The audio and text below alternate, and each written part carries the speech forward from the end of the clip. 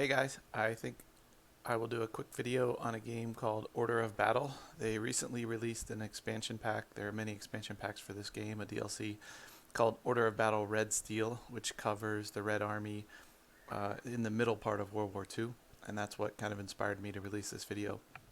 The other thing that inspired me is that I have played a lot of the new Panzer Corps, and I wanted to kind of compare it a little bit to Red Steel to give you an idea of how they're different. This is the Steam page for it. You can see it has positive reviews. Every review on the front page here is positive except one guy who couldn't get the game working. So I haven't had any problems like that personally. Okay, so let's take a quick look at Red Steel. Red Steel looks very similar to Panzer Corps. When you're looking at a unit, you have some statistics at the bottom. The statistics are basically the red statistics are related to attack, and the green statistics are related to defense. So this would be your attack versus mechanized, attack versus infantry. This is your defense versus mechanized, defense versus infantry, defense versus artillery. You can do shock damage. You can reduce their fortification level. You can be dug in. Your units can become disorganized or fatigued, which reduces their efficiency. So that's kind of a little bit about it. You can also click on the I button to get a more detailed look at the unit. When you look at the I button, you'll see a few things here. One is that you see this attack value says 8-11. What does that mean? 8-11 means that the value when it attacks can range, or 11-7 is a better example. The value can range from 11 down to 7. So what this means is if you fire at infantry in the open, you'll have an 11 value. If you fire at it in a 100% cover, in other words, let's say a city hex, you would only have a 7 value firing. So that's how terrain affects your firing. You are less effective, your shot is less effective when you fire against heavy terrain. You've also got a logbook which keeps track of what this unit has done, and some statistics that tells you what this unit has killed or fought against, or done damage against. You're able to upgrade the unit. You're able to do the standard sort of regular repair, which loses experience, or elite repair, which costs more and keeps your experience. So that's kind of the units. If we look at the force pool, you can see, let's see if I can select units here. It doesn't let me select units, but it has kind of the standard way that Panzer Corps runs things. You can buy different types of infantry, you can buy different types of anti-tank guns, different types of fighters, etc. The units with the gold are your core forces, same concept as Panzer General. The units with the white are not your core forces. So if I look at the map here, the units with a gold outline around their number and their flag are the core forces. So this is core, this is core, this is core. But the units with, and this artillery's core, but the units with the black are non-core forces. So this particular scenario is Khalkhin Gol, which was Zhukov's first big victory as a Red Army commander, I think. It was basically fought near the border of Mongolia, Manchuria, and Russia, Siberia. So there had been some previous skirmishes, and I'm playing through the campaign. The first battle in the campaign was one of the other battles that occurred kind of on the east side, northeast side of Manchuria. This is sort of the second major engagement that Russia and Japan had, and this was fought on the west side of Manchuria. So this battle, there were a lot of tanks engaged on both sides, whereas in the previous battle there weren't very many. Okay, so here what we have is a river that runs north to south across the map. You can see the river here. There are 4 bridges that cross the river, and those are objectives for you. You can find out what your objectives are by clicking on the turn counter here. It tells me I have to hold or retake 4 primary objectives, take 2 secondary objectives, don't destroy the key bridges, cause 50 damage by tanks. Those are my things I need to do. I get 15 income a turn. This is like prestige in Panzer Corps. Currently I have 89 income left after buying the units I wanted to buy to start the scenario. You also have a force cap to the right of the money or the prestige. So here's your money you use to buy units and to upgrade, to repair units and to upgrade units. To the right of that, you see a 4 with a helmet next to it.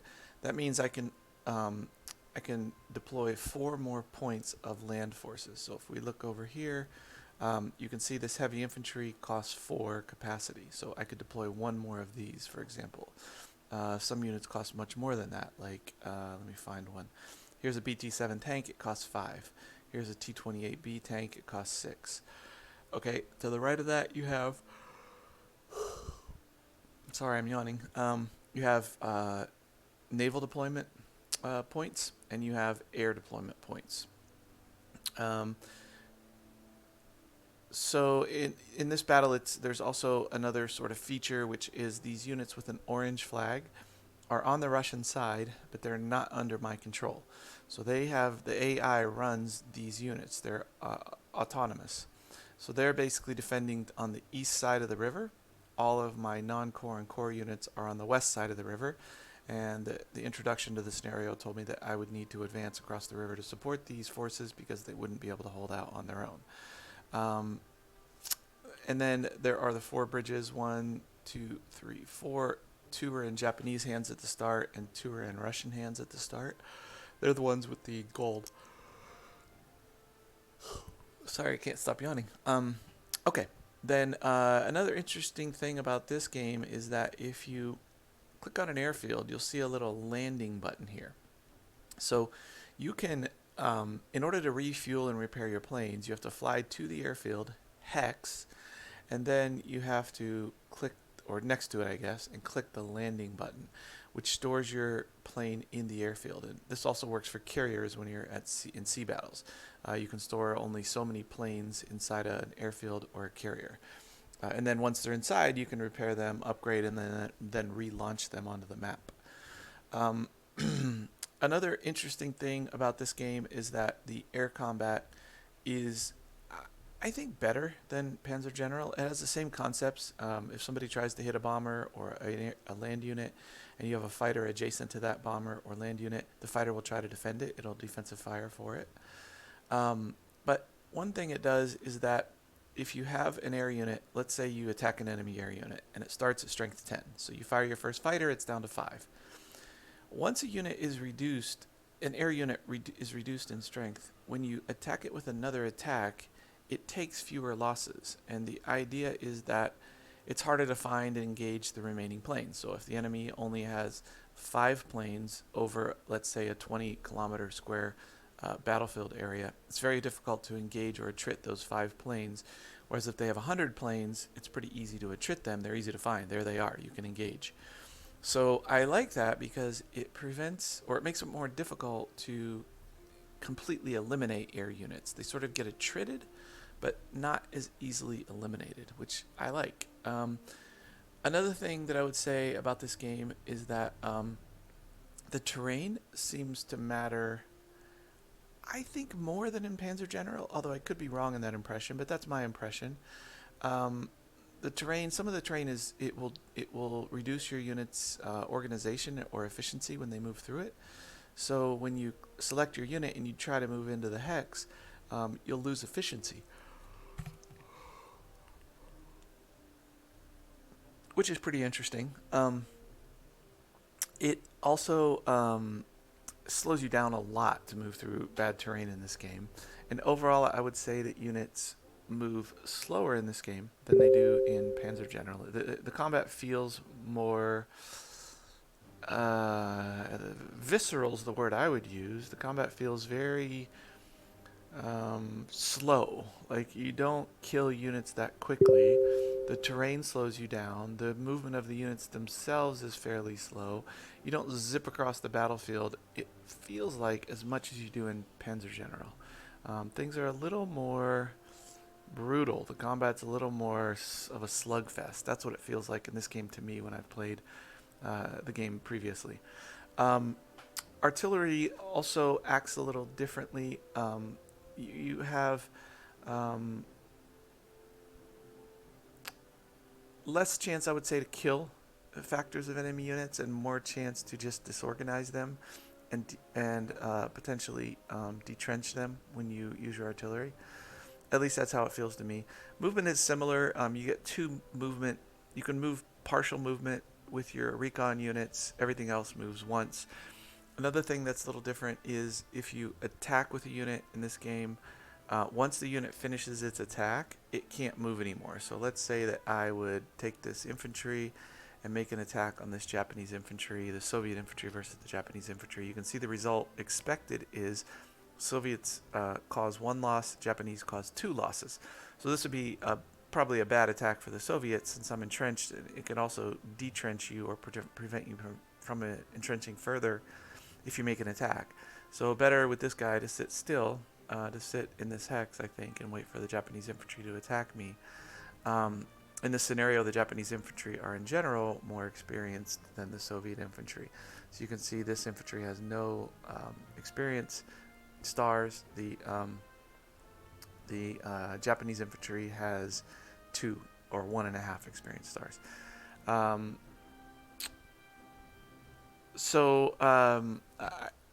would say that combat's pretty slow in this game. You don't kill units too quickly. After you make an attack, you stop, so you can't really make an attack, then move away, and then have another unit come in and make another attack. If you make an attack from a hex, that's it for the turn. You're done making attacks from that hex, basically. Let's see, what else can I tell you about the game? It has a tech tree, which is interesting.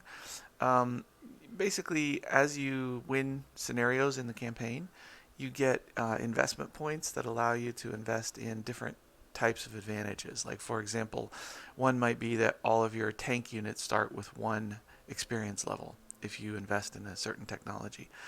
And there are other interesting, like there's a medical tech that helps your units. So a lot of different interesting technologies in the game. I like the game. I like it a lot. And actually, if I had to choose between this and Panzer Corp, and I own both, I play this. I think it's a more interesting game. There's also a supply layer in the game, which is really good. It won't really matter in this scenario.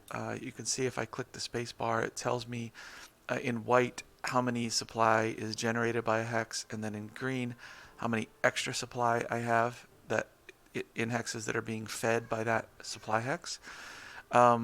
You can also use strategic bombers to bomb the enemy's supply hex, and it'll reduce their supply production, which can have a huge effect on all the units that are being supplied, because then their efficiency will start to drop. And units really do have to be rested in this game as they lose efficiency. For example, if you start to engage in combat with a unit, its efficiency will start to degrade, and over time you'll find that you really just have to rest the unit, because like if we just look at this unit, its efficiency is down to 5. So not only does it need to have its strength points increased from 6 to 5 by reinforcements, it also needs to rest to get its efficiency back. And that's an interesting facet or aspect of the game. So there's a lot really going on in this game. The naval system is, I would say, very advanced. Of course, there are better naval systems out there, but for a simple game like this, they have zones of control. You have a rule that you can fire more effectively if you maintain the same range from a target, but if you try to close the range or extend the range, you fire less effectively because you have to rearrange your guns. You have torpedoes. You have that some ships have. You have anti-air fire that some ship classes can do. You have and there's a cooldown on the torpedoes. You have main gun batteries that capital ships can use, and there's a cooldown on using those. So there's different ship classes, including carriers, all feel pretty different and are used a little bit differently. So I think the naval system's fairly good. You have when you make invasions, you have supply ships that you basically need to protect and sail to the coast where you invaded, and they need to sit off the coast as basically a supply fleet to supply the units that are ashore. And so the enemy naval units can come in and try to kill those, or planes can come in and try to damage or kill those supply ships to cut off supply to the units that are ashore or reduce supply to them.